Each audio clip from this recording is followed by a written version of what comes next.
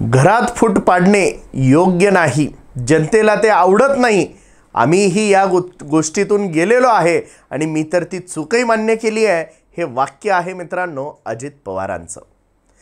गडचिरोली येथील जनसन्मान यात्रेमध्ये अजित पवारांनी बोलताना आपलं मन मोकळं केलं। हे मन मोकळं करत असताना या शब्दांना, या वाक्यांना, या वक्तव्याला पार्श्वभूमी होती ती धर्मराव बाबा अत्राम यांच्या मुलींनी केलेल्या बंडाची। धर्मराव बाबा अत्राम यांची मुलगी आता तुतारी हातात धरणार आहे आणि तुतारीकडून स्वतःच्या वडिलांविरुद्धच निवडणूक लढवणार आहे आणि नेमकं याच पार्श्वभूमीवरती अजित पवारांनी हे वक्तव्य केले। नेमकं या वक्तव्यामुळे आता महाराष्ट्राच्या राजकारणामध्ये राजकीय भूकंप येणार का? नेमकं या वक्तव्यामुळे अजित पवारांना त्यांची चूक उमगलेली आहे की काय असा प्रश्न आता महाराष्ट्राला पडायला लागलेला आहे। नेमका या वक्तव्याचा अर्थ अजित पवार आता पुन्हा एकदा काकांची साथ धरणार का असंही आता महाराष्ट्रामध्ये काढायला सुरुवात केल्या जाते। एकूणच भाजपमध्ये होणारी राजकीय कोंडी, एकनाथ शिंदेंच्या वेगवेगळ्या आमदारांकडून होणारी रोज वेगवेगळी विखारी टीका आणि या सगळ्यांना वैतागलेले अजित पवार, ज्यांना आता घरातूनही पाठिंबा नाही अशी परिस्थिती अजित पवारांची झाली। ना घर का ना घाट का अशा द्विधा मनस्थितीमध्ये अडकलेले अजित पवार आता मतदारांना भावनिक आव्हान करायला लागले की काय असंही आता महाराष्ट्राला वाटायला लागलंय। नेमकं या सगळ्या प्रकरणामध्ये अजित पवारांची घालमेल नेमकी काय होते, नेमकं त्यांना आता या चूक का पस्तावत आहेत, या चुका त्यांना का उमगत आहेत, तेच आपल्याला या व्हिडिओच्या माध्यमातून जाणून घ्यायचं आहे। नमस्कार, मी डॉक्टर महेश, आपण बघत आहात गोष्ट छोटी पण डोंगरा एवढी।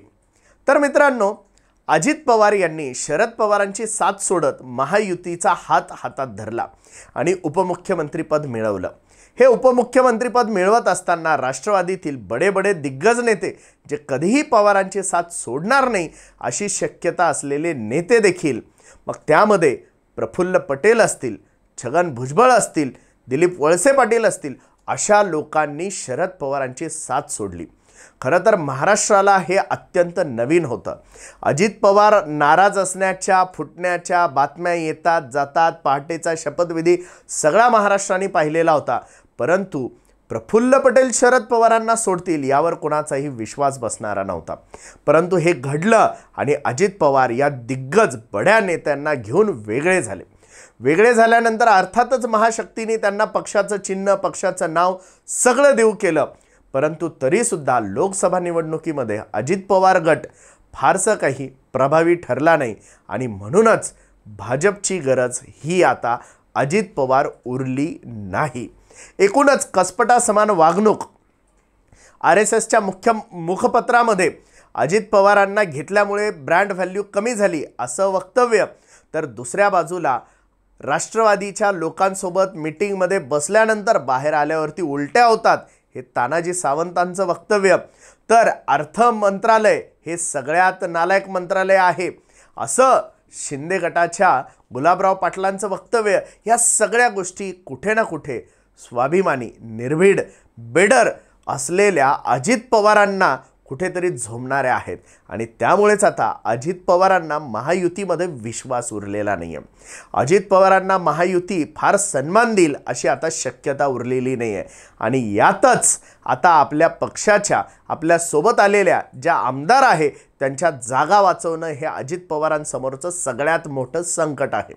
आणि अशातच धर्मराव बाबा अत्राम यांची मुलगी आता बंडखोरी करून शरद पवार गटाची तुतारी हातात घेऊन धर्मराव बाबा अत्राम यांच्या विरुद्धच निवडणूक लढवणार यावर ठाम झालेली आहे आणि त्यामुळे आपली हातातली सीट जाते की काय अशी शक्यता निर्माण झाल्यामुळे आता अजित पवार भाऊक झालेले आहे।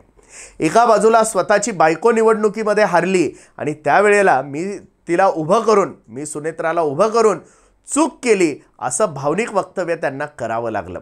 एका बाजूला लाडकी बहीण आणत असताना स्वतःच्या बहिणीविरुद्ध उमेदवार देणारा भाऊ म्हणून अजित पवार अवघ्या महाराष्ट्रामध्ये बदनाम झालेले आपण बघितले। कितीही गुलाबी जॅकेट घातले तरीही बहिणीच्या विरुद्ध लढणारा भाऊ ही इमेज अजित पवारांची खुद्द महायुती आणि महाविकास आघाडी या दोघांनीही तयार केली आणि त्यामुळे अजित पवार आता सगळ्या बाजूंनी घेऱ्यामध्ये अडकलेले आहे।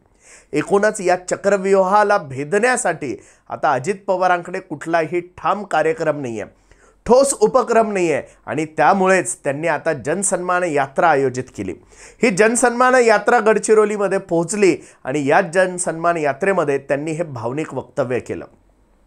घरामध्ये फूट पाडू नका रे बाबांनो, घरामध्ये फूट पडल्यानंतर काय होतं हे आम्ही अनुभवलेलं आहे आणि ते चूक मी माझी मान्य देखील केलेली आहे आणि तुम्ही मात्र असं करू नका, असं अजित पवारांचं वक्तव्य आहे। एकूणच आता अजित पवारांनी महाराष्ट्रामध्ये इमोशनल डाव खेळण्याला सुरुवात केलेली आहे।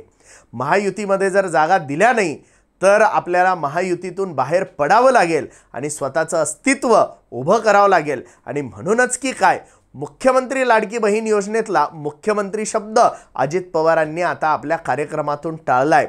जनसन्मान यात्रेतून मुख्यमंत्री लाडकी बहीण योजना काढून त्यांनी फक्त लाडकी बहीण योजना ठेवलेला आहे। अख्खं स्टेज बॅकग्राऊंड सगळं गुलाबी केलेलं आहे आणि त्यामध्ये अजित पवार आता भावनिक वक्तव्य करायला लागलेले आहेत। एकूणच अजित पवार मनातून हारलेत की काय, अजित पवारांचे सगळे फासे उलटे पडलेत की काय, अजित पवारांना आता राजकारणातून बाहेर पडावं लागतं की काय, शरद पवारांनी अजित पवारांचा गेम केलाय की अजित पवारांचा गेम फडणवीस आणि शिंदेंनी केलाय, हे आता शक्यता महाराष्ट्राला वाटायला लागलेली आहे। एकूणच मित्रांनो, हा व्हिडिओ जर तुम्हाला अभ्यासपूर्ण माहितीपूर्ण जर वाटला असेल तर या व्हिडिओला लाईक आणि शेअर करायला विसरू नका आणि अजूनही जर आपण आमचं हे चॅनल जर सबस्क्राईब केलं नसेल तर या चॅनलला नक्कीच असेच नवनवीन व्हिडिओ बघण्यासाठी सबस्क्राईब करा। तोपर्यंत धन्यवाद।